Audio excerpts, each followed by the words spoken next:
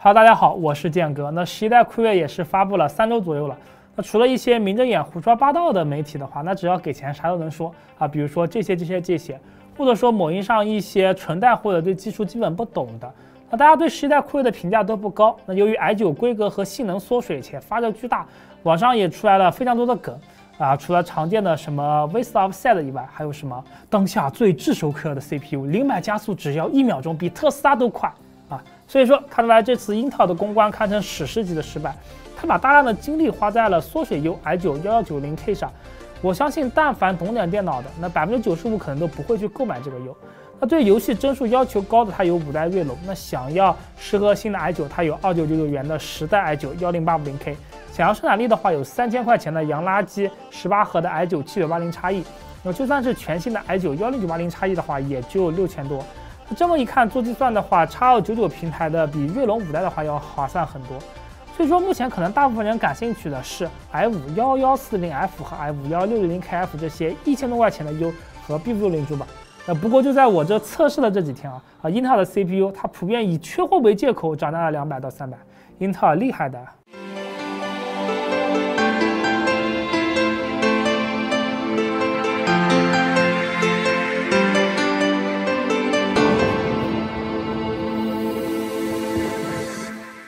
CPU 都是自费购买的零售版的中文盒装，那不得不说这个天蓝色的看着似乎比10代的深蓝色要好看一点。另外不知道是不是英特尔自己都知道它自己的 U 实在是太炙手可热了。那 F 给的散热器都是10代 U H 以上才会给的这种黑色的铜底散热器。不管怎么说，还是要比铝片散热器要好看多了，而且散热性能的话强那么一丢丢。压个 i3 或者奔腾的话还是很合适的。那显卡的话用的是英众旗下的电竞叛客 AX3060。那一般 F 级别的 CPU 其实带到3060基本上也就到顶了，再往上的话 CPU 就要拖后腿了。而且现在的3070价格太夸张了，已经破万了。这张电竞叛客3060是双风扇的版本，3年保修，支持个人送宝。因为这是我目前唯一能搞到的还算价格不是特别夸张的卡了。这里也是非常感谢电竞叛客给予的支持，那真的是从去年到现在还是靠着厂家的支持才能装出一些游戏用户还能接受价格的主机。那主板的话使用的是自费购买的盖版的微星的 B560MA Pro， 比微星最盖的 B560M Pro E 的话贵了25块钱。那主要是多了个 M.2 的散热马甲，然后有线网卡升级到 2.5G 的。没用技嘉的话，主要是南京的技嘉主板代理南京富远来，它价格太黑了就是外包饮食天猫前店的那个。那英特尔这次提升最大的就是这个 B560主板，它不仅也支持了 PCIe 4.0， 而且开放了内存超频，不仅可以开启内存默认的 XMP， 也可以手动超内存。虽然英特尔官方它虽然说开 XMP 会丢失保修他不知道在说什么些东西。那不管是被 AMD 逼迫的还是啥，那开放 B 系列主板的超频都是值得大大称赞的虽然他们市场部完全不知道找人吹一吹这个点。所以说 B560的升级可能是比11代 U 要更加吸引人的地方。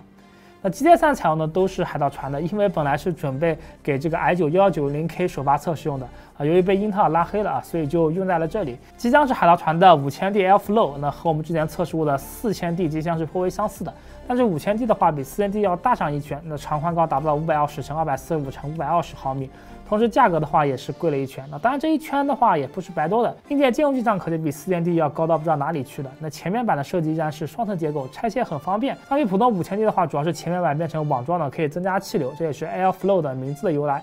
机箱顶部也变成了双层结构，2个地方都支持安装360的冷排。那之前 4000D 的话就只能安装280的冷排，但是机箱背面还有一个支架可以再装3个110的风扇，那侧板也是相应的配备了防尘网，再算上背面的一个，加起来一共10个风扇这么 Airflow。3的话是海盗船新出的 H150i Elite 水冷当然压 F 的话是在大材水用嘛原来的 H150i 的 Pro XT 基础上更换了新的冷头，冷头可以自混更换成白色的，还加了个大大的风扇 hub 注意理线顺利。风扇的话还是那个 LL120的3连包风扇，白色外壳搭配有6瓦的 RGB再配合机箱的话还是挺好看的。电源仓右侧给了2个可更换的盖子，如果说你要上很长电源，就比如说这个18厘米长的海盗船的 RM1000X， 那还是要加机械硬盘的话，就可以换成这个比较长的盖子，延长底部空间。如果想上很厚的冷盘的话，可以换成这个短的，就看你自己的选择了。那开头也说了，如果说你现在买 CPU 来跑计算的话，那有很多回到很划算的选择。所以说这次测试的话，就是测试游戏性能这块，看一看11代 F 在游戏性能上能不能找回一些颜面。英特尔这边横向对比用的 CPU 为 i5-1040F、1060KF、1140F 和1160KF。AMD 那边选择了同样规格的5600X，当然价格上的话，5600X有一些贵，但是目前5代锐龙最便宜的它就是这个了。所以说我也能理解为什么英特尔把 CPU 给涨价了啊，因为1000多的 AMD 它没有啥有竞争力的对手。那3代锐龙的话，对英特尔的构成不了啥太大的威胁，所以英特尔可能感觉虽然高端有倒退，但是中端的话啊，性能有优势，那能捞一笔就是一笔。那 B560的话，终于是开放内存超频，内存就选用了效能比较合适的微刚的 D50的36赫兹频率的8G×2。那相比 D60的话 ，D50的 RGB 就更加的柔和美观一些。那也是因为 B560搭配11代酷睿可以支持 PCIe 4.0固态，这也就采用了微刚的 S70的 PCIe 4.0 1TB 固态。固态自带了一个非常大的散热片啊，理论读写速度为7400-6400 MB 每秒啊，属于高端的 PCIe 固态。那测试均在 1080p 分辨率下运行，使用的游戏有单机游戏《全面战争三国》、《古墓丽影：暗影》、《德军总部新血脉》、《极品飞车21》以及网游《绝地求生》、《英雄联盟》和 CS:GO。那《全面战争》是一个打着英特尔 logo 的游戏，那在最高画质下，几个英特尔的 CPU 平均帧的话，差距都在1帧。560X的话，这里低了2到3帧。那古墓丽影的话，采用是最高画质，并且开启光追。这样的压力的话，基本都在显卡这边，所以不同的 CPU 的画质看不出太大区别的。那 GPU 受限基本上都是100%，帧数基本上是由显卡决定的。极品飞车热度的话，开启最高画质，560X这里面略低了1-2帧，也是可以理解为误差。但这边1140F 低了5-6帧的话，就不能叫误差了，哎，有些费解。在德军总部合兵场景中，那我命休矣画质中，那11代相比10代都提升了一丢丢，和 AMD 的话也没有什么明显区别。那实验室的场景的话，不知道是不是因为1040F 和1140F 主频低导致 CPU 拖了后腿，帧数的话相对低一些。1160KF 和560X的话就较为明显的领先。但总的来说的话，单机游戏的区别都不是特别大啊。再看一看网游，那吃鸡3级制画质其实都能达到200帧以上了。这个表现比很多3070甚至3080的游戏本都要好。一方面是因为游戏本的散热限制太大了，它老去撞功耗墙。另一方面也是吃鸡是吃内存频率的，好笔记本内存性能相比台式机的话还是要差太多了。但是1040F 的帧数有些低了，那不过基准也是200帧了，也就是5%的差距嘛。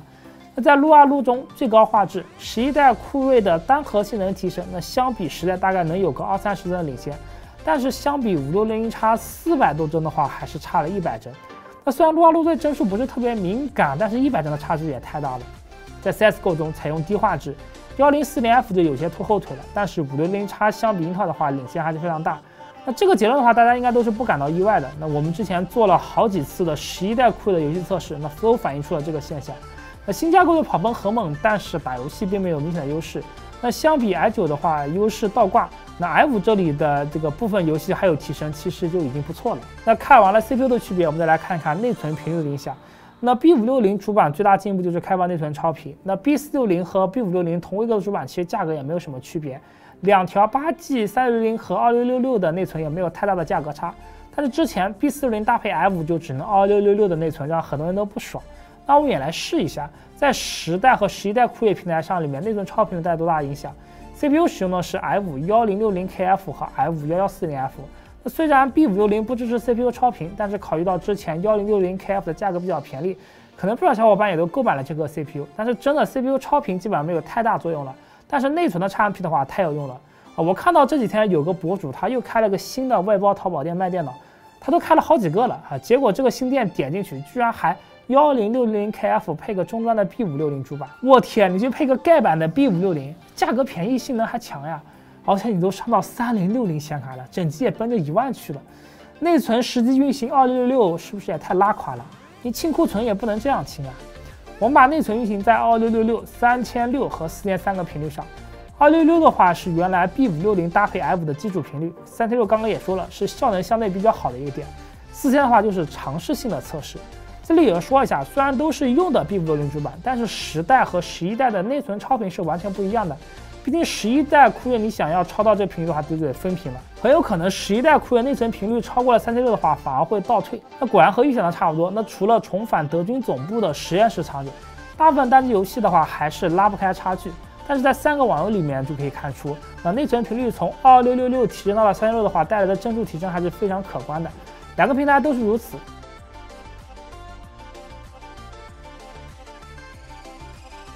但是那样内存频率提升到4000的时候，两个平台都出现了不一样的情况。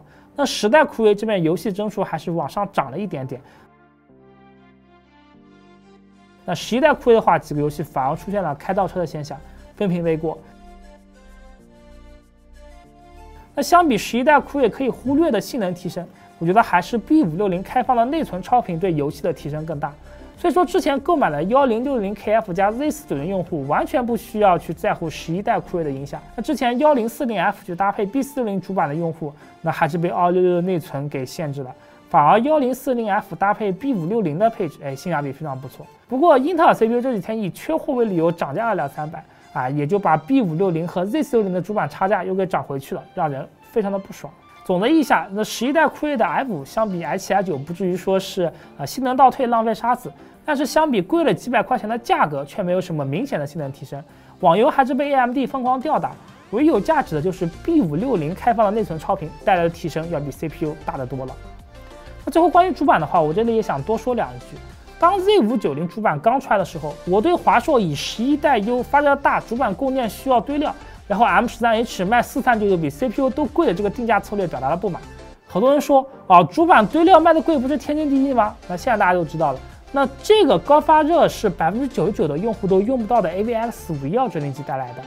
那你是选择关闭 AVX 512指令集以降低功耗，还是选择去买比 CPU 还贵的主板？而且除了高贵的华硕 ROG， 那微星和技嘉的主流的 Z490 都是预留了 PCIe 4.0支持，包括显卡和 MDR。那如果说你确实想为了 PCIe 4.0去上11代的话，当然是英特尔之前自己说对吧 ？PCIe 4.0是没有用的。虽然我觉得这玩意也确实没啥用，我还是建议你没有必要去购买太高端的 Z590， 太贵了，不如你用个 Z490 刷个 BIOS 划算。当然，高端市场的话，还是有人会去选择英特尔吗？基本都是5800X、5900X 的天下了。特别是5800X，虽然由于机热问题导致发热非常大，基本上又使用360的水冷，但是真的是玩游戏非常强的油。它只比5600X贵了大几百块钱，那却比5900X便宜的差不多2000块钱，性价比十分突出，完全让高端的游戏用户没有任何选择英特尔的必要。那今天节目就到这里，不知道你看了我视频是否会去选择11代酷睿 F， 或者说压根不会选择在这个什么都涨价的时间去装电脑呢？欢迎留言弹幕与我们交流。有感观众别忘了点一个小铃铛和点个赞，因为我们是全职 YouTuber， 你们的点赞对我们非常重要。如果想了解更多电脑资讯的话，可以关注我们的微信公众号潮玩客 CLK。那如果想购买电脑的话，可以来我们的淘宝店铺潮玩国度数码或者淘宝搜上面潮玩客。这是潮玩客，我是剑哥，我们下次再见，拜拜。